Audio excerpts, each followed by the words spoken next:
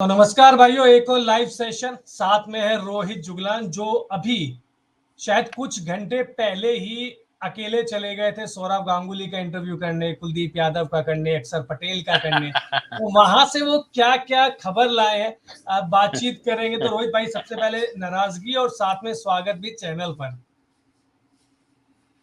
नहीं देखो भाई, नाराजगी तो कोई बात ही नहीं है, क्योंकि इन चीजों पे तो आपको पता है हमारा तो अधिकार होता नहीं है। और ये ऑडियंस को वो तो वाली नहीं पता बारात ना। भी नहीं है।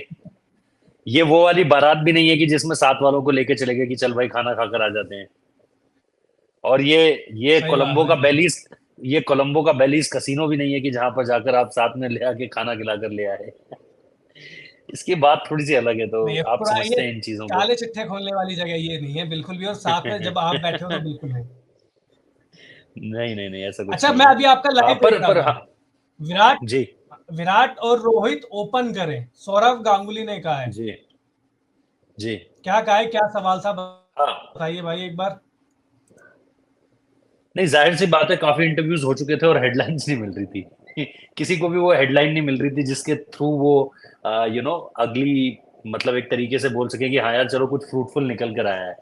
तो मुझे ये लगा, मेरे जहन में दो सवाल चल रहे थे। मेरे जहन में एक सवाल ये चल रहा था कि दादा क्या आपने रोहित शर्मा के लिए दिल्ली के लिए अप्रोच किया था। पर मुझे लगा वो प्लेटफॉर्म सही नहीं है उस तरह के सवाल के लिए, क्योंकि मैं बहुत इस चीज पर बात कर चुका हूँ, बहुत कोलकाता के रिपोर्टर्स से बात कर चुका हूँ, कुछ ऐसे रिपोर्टर्स से बात कर चुका हूँ जो दादा के बहुत क्लोज हैं, बहुत ज्यादा क्लोज। और उन लोगों ने पब्लिक प्लेटफॉर्म पर आकर, एक कोलकाता बेस्ड जर्नलिस्ट हैं, जो जो काफी क्लोज हैं दादा के, एंड वो कोलकाता में ही काम करते हैं। एंड उन्होंने लाइव कहा है, कोलकाता टीवी के फेसबुक पेज पे उन्होंने लाइव इस बात को कहा है। वो वीडियो मैंने कल देखा। तो उसमें अगर आप देखोगे तो आपको पहली बार ये चीज पता चल रही है कि सौरव गांगुली जो है वो रोहित शर्मा को दिल्ली लाना चाह रहे थे।